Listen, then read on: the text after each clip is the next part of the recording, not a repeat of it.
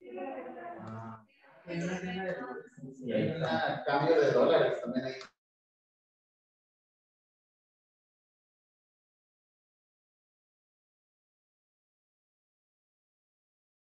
Muy buenos días. El día de hoy vamos a ver el tema de control prenatal con atención centrada en la paciente. Esta es basada en la guía de práctica clínica. Ya el día de ayer, la doctora Valeria nos estuvo dando algunos puntos muy importantes de este tema. Entonces, pues vamos a recordar algunos. Entre los objetivos de la clase están evaluar los puntos importantes a realizar en la primera consulta de atención prenatal, identificar factores de riesgo para evitar complicaciones durante el embarazo y analizar las recomendaciones para poder brindar un control prenatal adecuado. Y bueno, la guía define el control prenatal como un conjunto de acciones que involucra una serie de visitas de parte de la embarazada a la institución de salud y la respectiva consulta médica. La primera consulta prenatal también nos da la oportunidad de poder ofrecerle a la embarazada diferentes servicios de salud, como por ejemplo, podemos enviar a la paciente a que reciba apoyo nutricional, a medicina preventiva, a estomatología, entre otros servicios. Y pues bueno, los objetivos del control prenatal son vigilar la evolución del embarazo, poder detectar tempranamente los riesgos para prevenir complicaciones y preparar a la paciente para el parto, la maternidad y la crianza. Y bueno, ¿qué vamos a hacer en la primer consulta prenatal? El día de ayer ya vimos que, bueno, lo ideal sería que tuvieran consulta preconcepcional, pero bueno, ya sabemos que en muchos casos no se realiza. Entonces, si no hemos visto a la paciente, pues lo primero que vamos a hacer es la historia clínica para poder recabar todos los datos de la identificación, de los antecedentes heredofamiliares, antecedentes personales patológicos, los antecedentes personales no patológicos y los ginecobstétricos, que son muy importantes. También pues se realiza el diagnóstico del embarazo, se calcula la edad gestacional y la fecha probable de parto, que bueno, ayer vimos algunas de las fórmulas, la de fecha de última menstruación, más 7 días, más un año, menos 3 meses. Y bueno, en cuanto a la edad gestacional, sabemos que podemos sacarla por FUM, pero también, bueno, es más confiable sacarla por el primer ultrasonido. Y bueno, también vamos a evaluar el riesgo obstétrico de la paciente y en caso de que, bueno, también informar a la mujer embarazada sobre el alto riesgo que representan las adicciones y la automedicación. Vamos a hacer la exploración física completa. Ya el día de ayer vimos también sobre eso. Y bueno, esto incluye evaluar el estado nutricional de la paciente, obtener el peso o la talla para poder sacar el índice de masa corporal. Y bueno, esta tablita viene también en la guía. Aquí nos menciona cuál es la ganancia de peso recomendado según el estado nutricional de nuestra paciente. Si tenemos una paciente con bajo peso, es decir, un índice de masa corporal menor de 19.8, la ganancia de peso recomendado está entre 12.5 y hasta 18 kilos. Sin embargo, si tenemos una paciente que está en sobrepeso, un índice de masa corporal entre 24.9 a 29.9, pues la ganancia de peso recomendado va a ser menor. Este va de 7 hasta 11.5 kilos como máximo. También se deben evitar dietas con un aporte menor de 1500 kilocalorías y durante el segundo y tercer trimestre se deben agregar 300 kilocalorías al día extras. En cuanto a la nutrición, pues es recomendable orientar a la paciente llevar una dieta equilibrada de tipo proteico energética. Se recomienda el consumo de 2 porciones de pescado y mariscos por semana para que la persona embarazada tenga fuente de omega 3. Se recomienda también la ingesta de vitamina A, como los betacarotenos, como prevención de la ceguera nocturna y la anemia materna. Bueno, también el día de ayer vimos que la dosis recomendada mínima de ácido fólico es de 400 microgramos al día, pero la guía nos recomienda una dosis de 5 miligramos por día en mujeres que tengan antecedentes de un embarazo previo con defecto del tubo neural, cuando dentro de la familia también hay este antecedente, cuando se usan fármacos con efecto antifolato, como algunos anticonvulsivos, como la fenitoína, el fenobarbital, y también cuando tienen diabetes mal controlada, cuando tienen tabaquismo activo o pasivo, antecedente de anticonceptivos orales y la enfermedad celíaca o enfermedad de Crohn.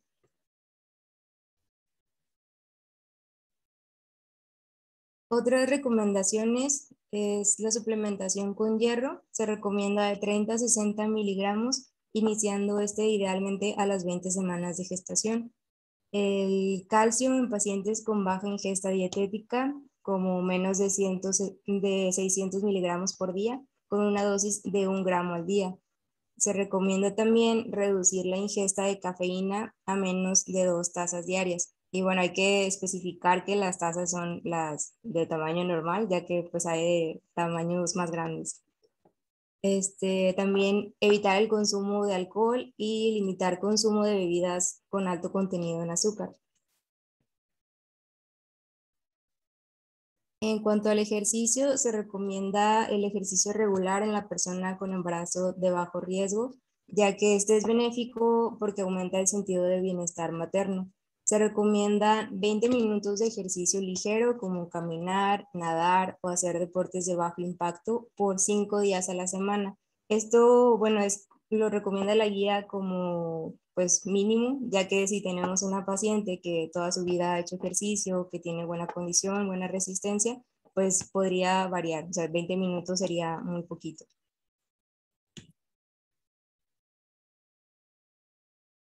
En cuanto a la vacunación, se recomienda la vacuna de TDPA, preferentemente después de la semana 20 de gestación. La podemos ver que está dentro de la cartilla. Se recomienda también la vacuna de la influenza como dosis única en cualquier trimestre del embarazo. Y está en este lado. Esta tablita también viene en la guía. Aquí nos menciona las intervenciones que vamos a realizar por semana de gestación. En la primera visita, bueno, ya habíamos visto que pues lo ideal sería alrededor de la 10ª semana. Y bueno, como mencioné ahorita, en esta visita se hace la historia clínica completa, ya que pues necesitamos los datos de identificación, los factores de riesgo, y se hace la evaluación de la edad gestacional, que puede ser por FUM o con el primer ultrasonido, la evaluación de la presión arterial, del peso, del índice de masa corporal y se revisa el esquema de vacunación. En cuanto a las pruebas de laboratorio, en la primera consulta vamos a pedir principalmente el ABH, grupo IRH, glucosa, el ego, el urocultivo, el Papá Nicolau si no se ha realizado en los últimos 2 años, el BDRL y la prueba rápida de VIH. En la consulta, entre las 14 y 24 semanas de gestación, bueno, pues aquí vamos a darle un seguimiento a la evolución del embarazo. Vamos a tomar lo de la medición de la altura uterina, vamos a tomar la frecuencia cardíaca fetal, vamos a checar los movimientos fetales, la evaluación del peso, de la presión arterial, del peso y del índice de masa corporal. Y pues también se recomienda un ultrasonido del segundo trimestre. Y de pruebas de laboratorio, pues se hace una determinación de proteinuria por tira reactiva en orina. De la semana 24. Antes de que avances, Fátima, disculpa que te interrumpa. Vamos a ver quién está por aquí conectado. Aldo. Sí, doctora. No te veo.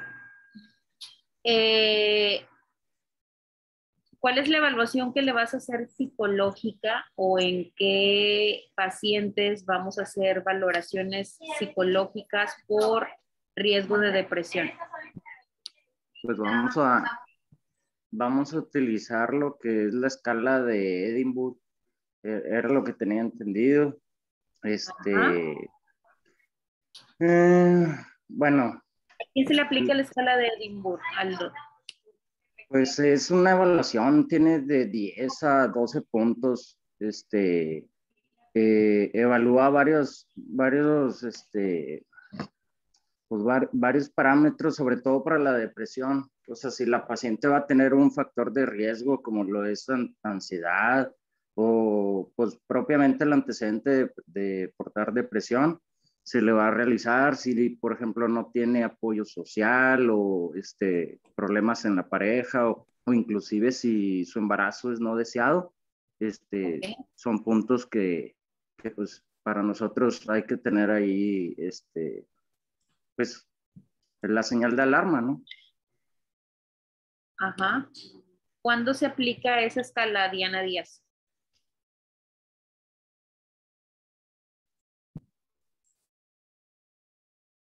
Pues se puede al iniciar la primera consulta, desde la primera consulta se puede realizar o pues, Se debe. se debe realizar. Ajá. ¿Cuándo decides repetir una prueba o una escala de Edinburgh a una paciente embarazada? ¿Cuándo y por qué?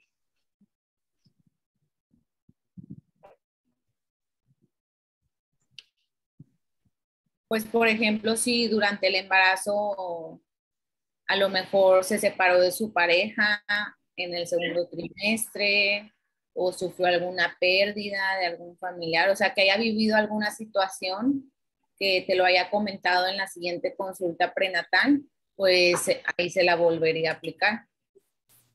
¿Estás de acuerdo, Valeria? Nosotros la realizamos y, por ejemplo, si tiene la paciente un puntaje de 10 a 12 puntos, debemos de repetir la aplicación 2 a 4 semanas después para que nosotros, pues, ya si tenemos un valor alterado arriba de 12 puntos, nosotros ya podemos derivar a esa paciente algún apoyo a psicología o algún servicio que le pueda ayudar.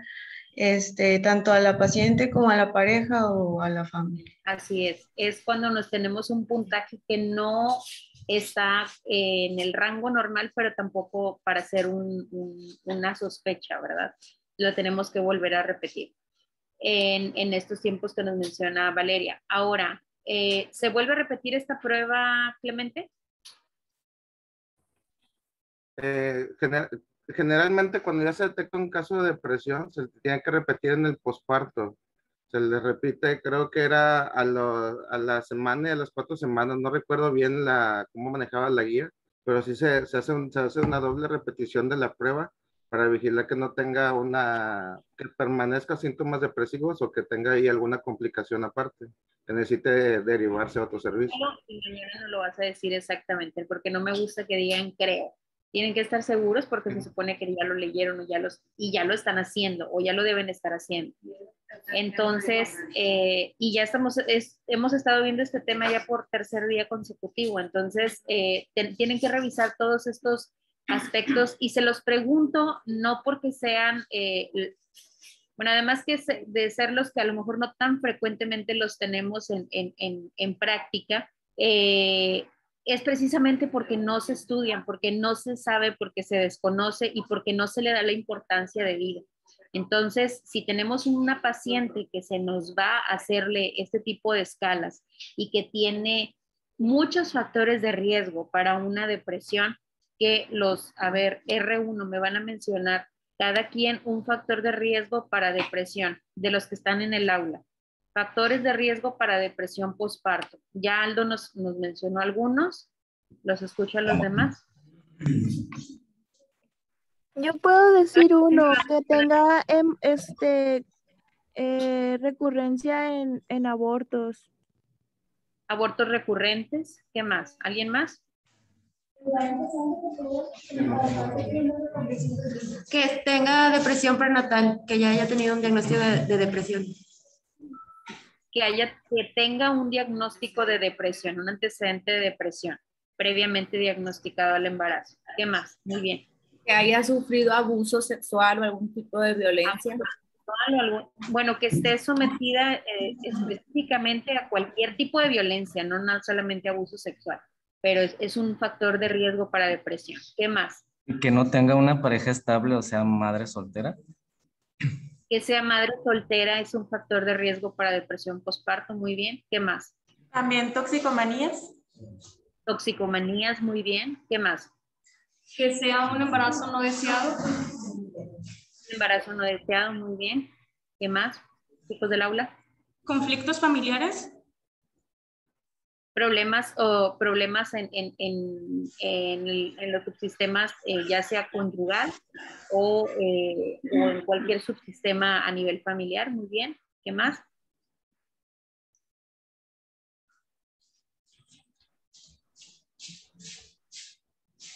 También que tengan ¿Sí? un nivel socioeconómico bajo también es un predisponente para la depresión. Bajo es un factor de riesgo para depresión. Muy bien. ¿Qué más? También antecedentes vitales estresantes, por ejemplo, la muerte de algún familiar durante el embarazo. Así es, algún factor estresante durante el embarazo puede ser un factor de riesgo para depresión postparto. Muy bien, Sergio. ¿Alguien más? Que sea madre adolescente. Que sea madre adolescente es un factor de riesgo para depresión postparto. Ok, y hay más factores de riesgo, ¿eh? ¿Alguien quiere mencionar uno ya para terminar esta parte?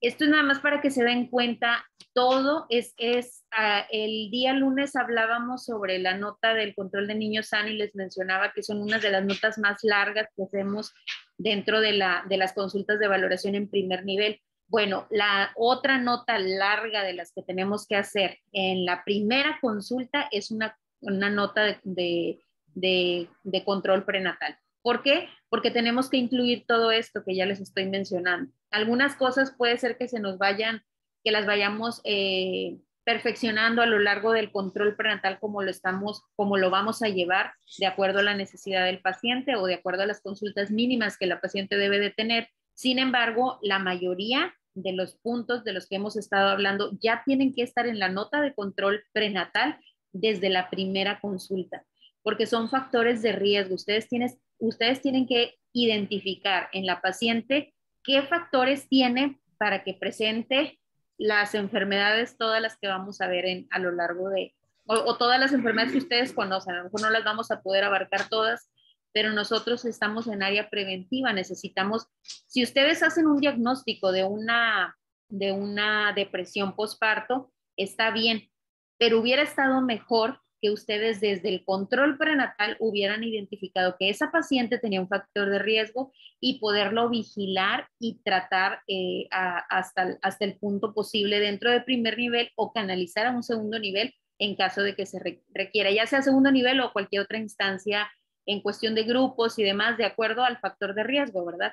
Entonces, tiene muchos más méritos que ustedes identifiquen el factor de riesgo y prevengan la enfermedad a que hagan ya el diagnóstico propio de la enfermedad, porque a lo mejor la misma paciente va a venir, no, doctora, es que me siento muy triste, no quiero a mi hijo, me la paso llorando, o la traigo porque se la pasa llorando, no, doctora, está bien deprimida, se me hace que le dio depresión postparto. Eso lo van a venir a decir, así va a venir la paciente a consultar. No todas van a venir ya cuando tienen una depresión importante y generalmente les van a decir que tienen una depresión postparto. Entonces, pues se hace el manejo y se da el tratamiento, pero lo ideal es haber prevenido esa depresión. Ok, muy bien, Fátima, ¿seguimos? Doctora, un comentario nada más para complementar a mis compañeros. Bueno. Sí, adelante, Jiménez. Sí, en la cuestión de la escala de Edimburgo, nada más, como consenso se recomienda a partir de la segunda visita de control prenatal. Y el puntaje para clasificar en una depresión a la paciente no va a ser el mismo durante la etapa del embarazo que la etapa del puerperio. En la etapa del embarazo se considera un puntaje alterado arriba de 12 puntos y en la etapa del puerperio a partir de 9 puntos. Incluso hay un metaanálisis del 2018 de la Universidad Católica de Chile, donde nos dice que el mayor número de casos o el pico máximo de depresión postparto se presenta de las 8 a las 12 semanas del puerperio, iniciando todos, en la mayoría de los casos, en el primer mes de ese puerperio. Nada más para complementar.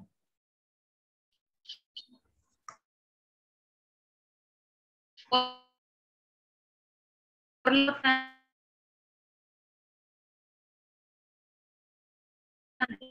¿qué hace valoración postparto? Pero está fallando el audio, casi no se entiende. Dices, ¿cuándo tenemos que hacer el tamizaje a las pacientes en postparto? Jiménez. Se cortó un poco, doctora. ¿Cuándo tenemos que hacer el tamizaje? Bueno. En postparto. En posparto, ahí pues, bueno, se recomienda en el primer mes es donde se empiezan a presentar los casos, pero a partir de las 8 semanas es donde se recomienda ese tamizaje. Bueno. Así es, 8 a 2. Ahora sí, Fátima, continuamos. Sí. Bueno, de la semana 24 a la 28 también pues vamos a seguir dando seguimiento al embarazo. Volvemos a revisar la frecuencia cardíaca fetal, medimos la altura uterina, movimientos fetales, se evalúa la presión arterial, peso, índice de masa corporal y la aplicación de la inmunoglobulina anti-D en pacientes RH negativas no sensibilizadas. También se vuelve a tomar una determinación de proteinuria por tira reactiva en orina, una biometría hemática y la curva de tolerancia a la glucosa.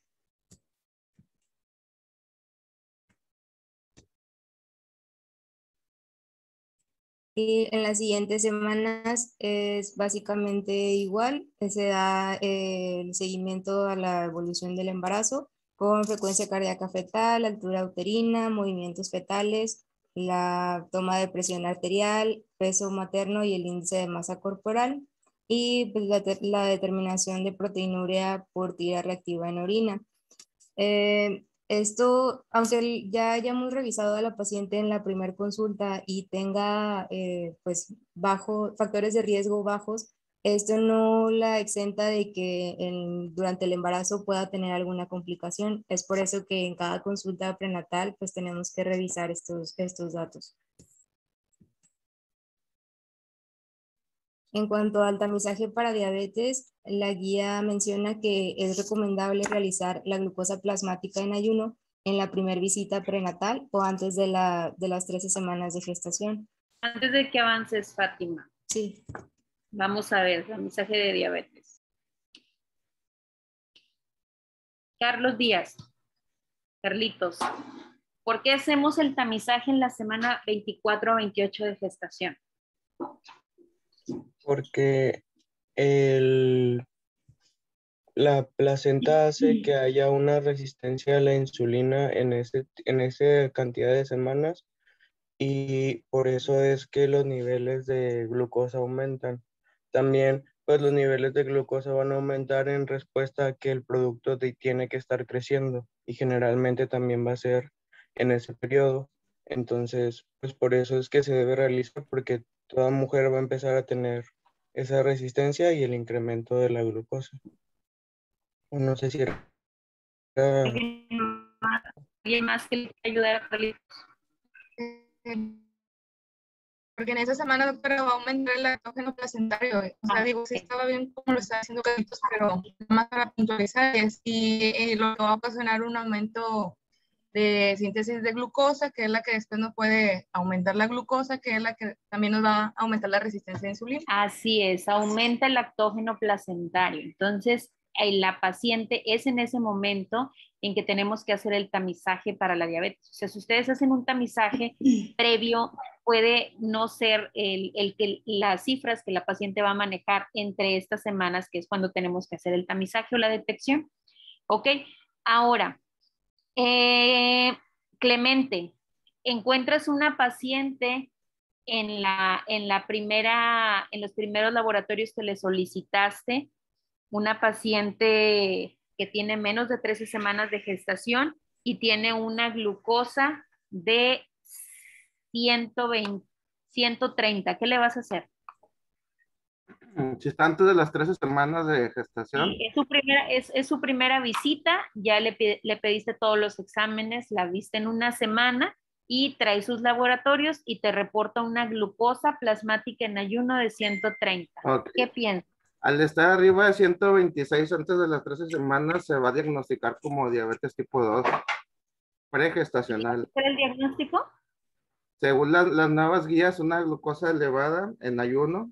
Bueno, sí, repitiendo 2 cifras de glucosa casual, se puede diagnosticar.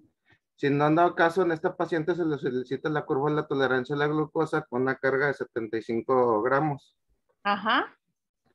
Y ya dependiendo del diagnóstico, por ejemplo, si la glucosa a la primera hora está arriba de 180, se puede diagnosticar como una diabetes, o a las 2 horas, bueno, a las 2 horas arriba de 153, se diagnostica como una diabetes mellitus tipo 2.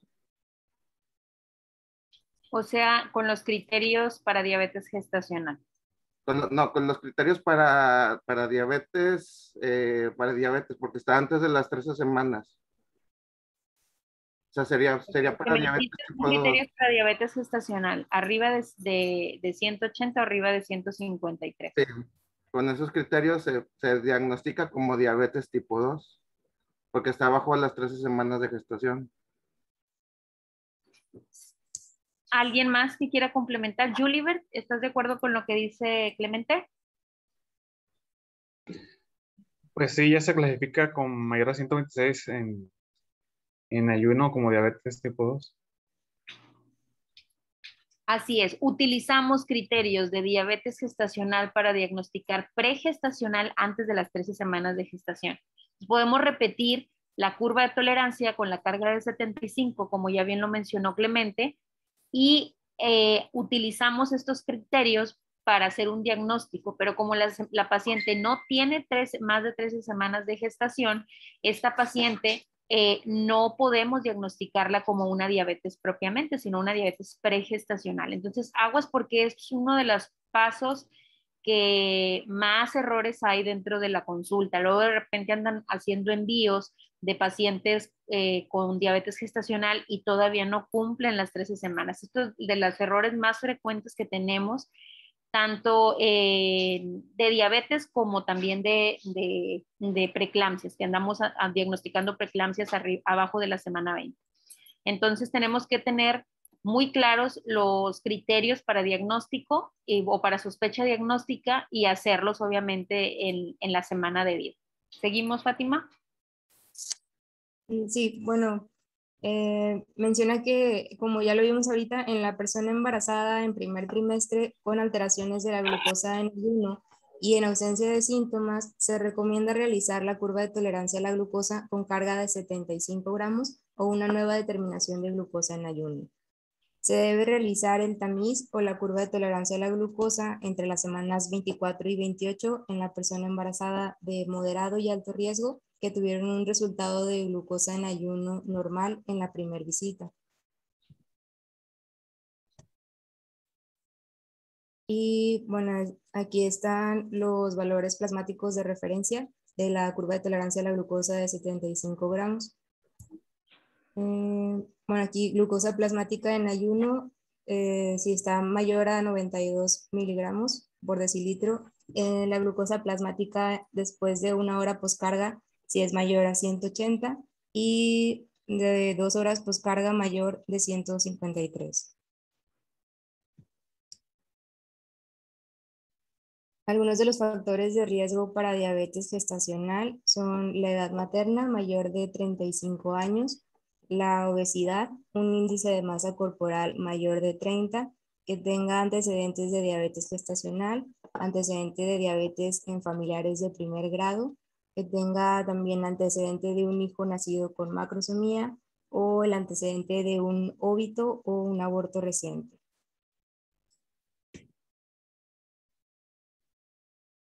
En cuanto a la hipertensión, bueno, vamos a clasificarlo en crónica, gestacional y preeclampsia. La hipertensión crónica, pues si la paciente ya tenía la hipertensión antes del embarazo o la diagnostican antes de las 20 semanas de gestación. La hipertensión gestacional, si se presenta una elevación de la presión arterial mayor de 140/90 después de la semana 20 de gestación, pero sin datos de proteinuria. Y Pati, nada más, digo, un R1 que me diga factores de riesgo de hipertensión gestacional. Embarazos gemelares. Muy bien. ¿Otra? Antecedentes familiares que tenga, obesidad. Muy bien. Tenga diabetes. Antecedentes de embarazos previos con preeclampsia o con presión alta. Muy bien. También. Tabaquismo, muy bien. ¿Quién fue? Diana, ¿verdad? Sí. Muchas gracias, Diana. Continúa, Fati. Sí. Y bueno, en cuanto a la preeclampsia, pues esto es cuando se presenta una elevación de la presión arterial más la proteinuria. Aquí están los factores de riesgo para hipertensión, ya mencionaron algunos. Antecedente, o bueno, hipertensión arterial crónica o preexistente, que sea primigesta, que tenga una edad mayor de 40 años, el antecedente de preeclampsia, obesidad, un índice de masa corporal mayor de 30 o un periodo intergenésico mayor a 10 años. Para el tamizaje de hipertensión, pues la guía menciona que es recomendable mantener cifras de presión arterial durante el primer trimestre, la sistólica entre 115 a 120 y diastólica de 65 a 80. La persona embarazada diagnosticada con hipertensión en el embarazo o con riesgo alto elevado para el desarrollo de preeclampsia, se recomienda solicitar las pruebas para la medición de proteinuria en 24 horas en cada visita de control prenatal.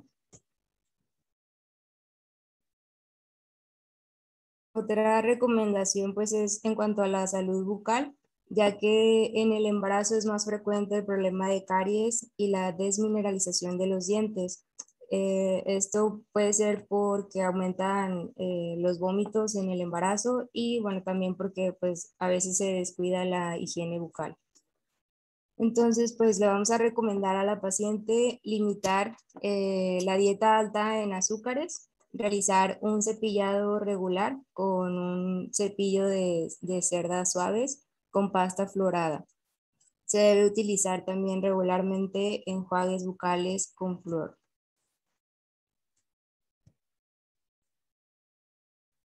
Y bueno, en cuanto a la depresión, ya vimos ahorita el inicio. Fátima, antes de que avances, a ver,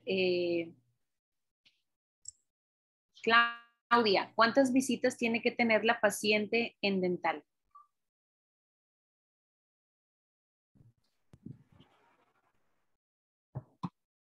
Creo que, ay, si más no recuerdo, perdón, porque no tengo la cartilla en la mano, son como 5 también.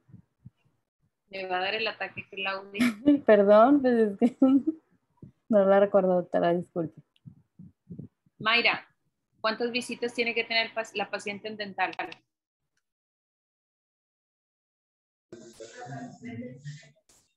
Son 3, doctora. Eran 3. ¿Sí se oye? Van divididas por...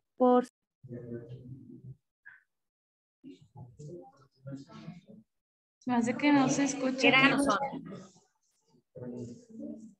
Mayra, sí te escucho. ¿Qué pasó? Ah, es que le dije que eran 3, pero luego se dio como interferencia. Bueno.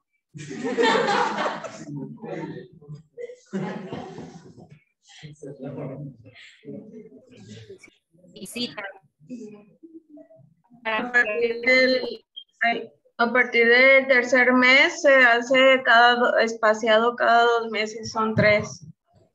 Sí, eso es lo que estaba diciendo, pero creo que no. No, creo que no se escucha aquí. Sí, se escuchó, Mayra, no son 3. Bueno, seguimos. Ah, perdón, es que se traba, doctora, la verdad. Bueno, pero son 3 por cada, o sea, a partir del tercer trimestre son 3. Del tercer mes son 3, o sea, porque son cada 2 meses. Cada 2 5 y meses son. 7 meses. Ajá. En la cartilla viene De 5 y así. 7 meses. Ajá. Entonces, por eso son 3. Bueno, déjame lo escribo porque creo que no se entiende, pero son 3. Mañana nos traes esa información, Mayrita. ¿Seguimos, Fátima? Sí, bueno, como vimos hace ratito, en cuanto a los factores de depresión, tenemos el antecedente de ansiedad o depresión en la paciente, si tiene acontecimientos vitales estresantes, si hay falta de apoyo social, datos de violencia doméstica, si tiene una mala relación de pareja o un embarazo no deseado. Y pues bueno, recordar que la depresión prenatal es un factor de riesgo para la depresión postparto. Y bueno, la guía nos menciona la escala de Edimburgo. No sé si se alcance a ver, pero pues está compuesta por 10 preguntas. Cada una pues son de opción múltiple. Va de la A a la D. La A sería un puntaje de 0, B1, C2 y D3. Entonces pues se tienen que ir preguntando a la paciente y pues al final contar los puntos que juntó.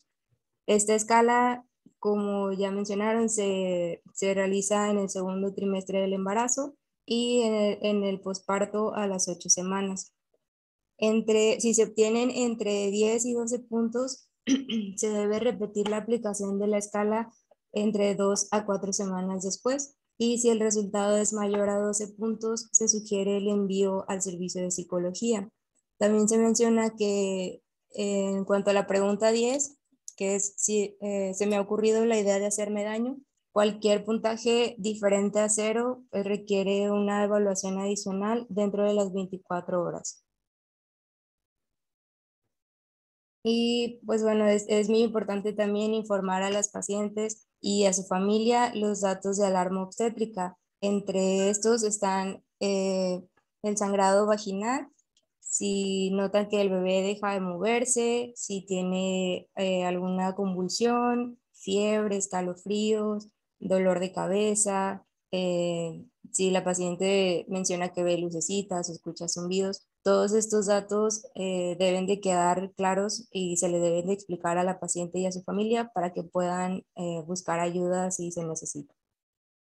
Y bueno, sería todo. Gracias. Muy bien, Fátima, muy completa tu presentación, muy clara. ¿Algo más que quieran agregar? No sé si, doctora Fátima, usted tuvo oportunidad ahorita que checaste el tema de control con respecto a la vacunación de COVID, ¿pudiste leer algo?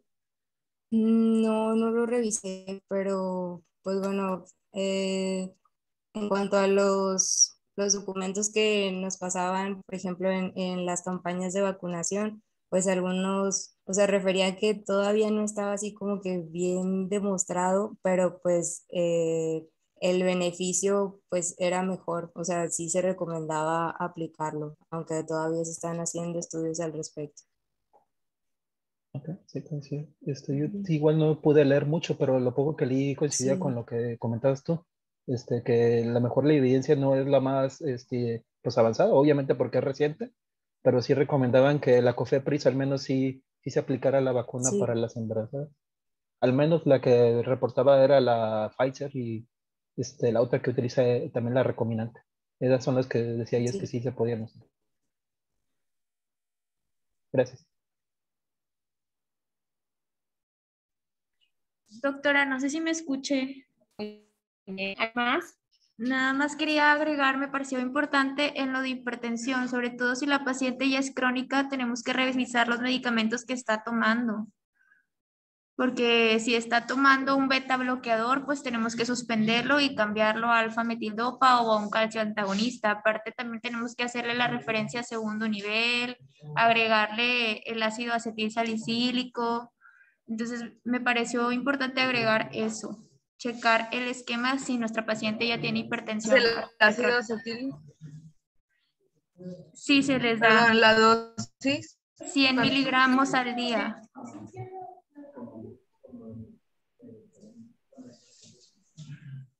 ¿Me escuchan? Bueno. Claro. Y también pues tienen que checar la oftalmo una vez al año. Calcio antagonista, pues nifedipino. Ajá. ¿A cuánto? ¿Con cuánto iniciarías? ¿Una tableta de 10 o una tableta de 30? ¿Mande? No se escucha nada. Es que se traba. A ver, se está interfiriendo, ¿verdad? Sí, yo también escucho un robot. Un R1 que me diga. Es muy importante lo que está diciendo Mireya. O si no, también que me mencione los R1, qué envíos, qué diagnósticos o por qué me enviarían a segundo nivel. ¿Con qué diagnósticos? Es que estamos teniendo problemas de red, Betty, no te alcanzamos a escuchar. Perdón. No te alcanzamos a escuchar. No sé si me escuchan, pero lo que comenta Mireya, y ya lo hacía la observación Betty, es muy importante. Ahora, mi pregunta para ti, Mireya, ¿te vas a esperar a hacer el envío para hacer el cambio de antihipertensivo o lo puedes hacer desde primer nivel? Lo puedes hacer tú mismo, el cambio. Excelente. Muy bien, Mireya. ¿Cuál es el riesgo de un paciente en un embarazo, por ejemplo, de que la paciente esté con un IECA durante el embarazo?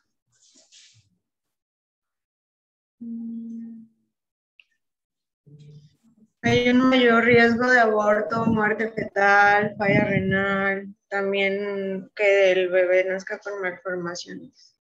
Así es. Entonces, para antihipertensivos, como muy bien hizo la observación, es importante hacer el cambio.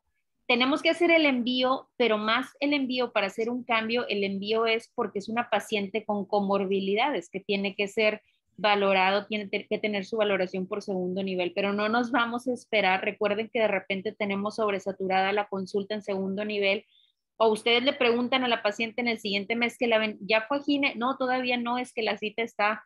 En gine generalmente son consultas, o la consulta es, casi siempre son inmediatas, a la semana o las 2 semanas, pero hay momentos en el que sí está saturado el servicio y pacientes que no tienen alguna urgencia como tal, más que la valoración, a lo mejor van a tener una consulta más separada. Entonces, nosotros tenemos que hacer ese cambio y esa vigilancia de que la presión esté controlada, de que la paciente no esté tomando medicamentos que están contraindicados en el embarazo con respecto a sus enfermedades. ¿Ok? Muy buena observación, Mireya. Felicidades. ¿Alguien más? Para que no se quedan con la duda, doctora, del nifedipino, que se empieza desde 20 a 60 miligramos y pues aquí es cada 24 horas y se recomienda con respecto a sus enfermedades. ¿Ok? Muy buena observación, Mireya. Felicidades. ¿Alguien más? No, iba muy bien, Valeria, y siempre también solicitar el monitoreo de la TEA en casa, ¿verdad? Para irla valorando, para hacer alguna modificación, ¿verdad? Se le apagó la compu, Valeria, parece. Sí, sonó la alarma de la batería. Muy bien. ¿Alguien más? La doctora Fátima habla mucho, por ejemplo, en cuanto a su presentación, de lo que es la importancia del estilo de vida. Y obviamente como médicos familiares estamos muy cercanos a lo que da prevención. Ella, por ejemplo, menciona sobre lo que es el peligro de uso del embarazo y la cafeína. En este caso quisiera preguntar a Luz R1, Daniela, creo que por ahí vi que estaba conectada. ¿Qué sabes tú con respecto al uso de la cafeína y el embarazo, Daniela?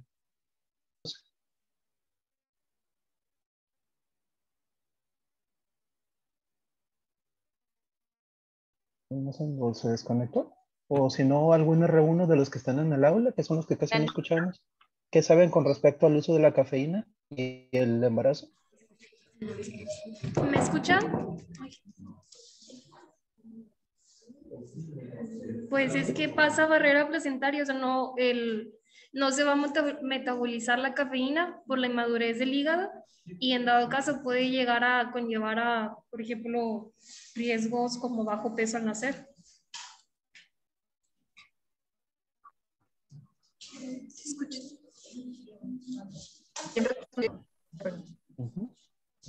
No se escucha, se escucha entrecortado. ¿Me escuchan? Bueno, unos dicen que es bajo peso. Sí, sí te escuchamos. Mencionas que uno es bajo peso. Si algún otro compañero puede decir algún otro comentario respecto del uso de la cafeína.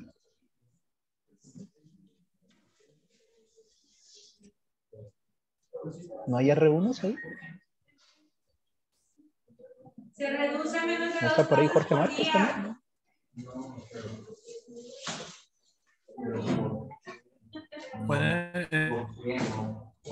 Se reduce. Se limita a 200 miligramos de cafeína al día.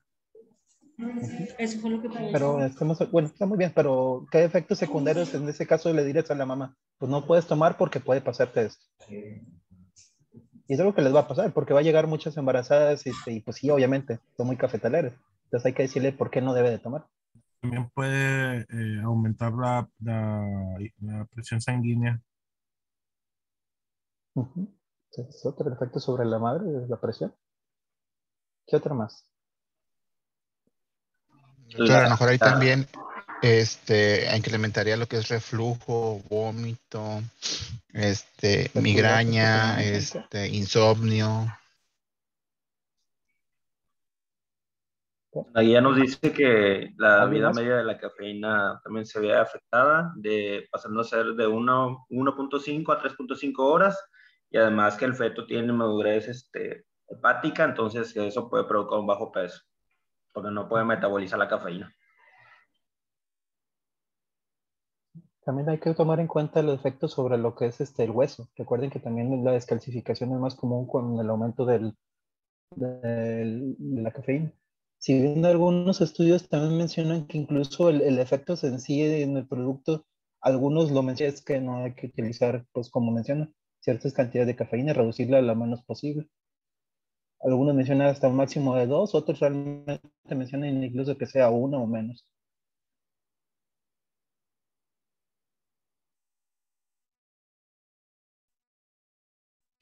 Bueno, chicos, hasta aquí lo vamos a dejar. Muy buenas aportaciones. Gracias, Sergio. Gracias a todos los que participaron. R2, por favor, vamos a cortarlo aquí para que R2 se puedan conectar a su clase de urgencias. Y R1 ahorita a las 9:30 empezamos.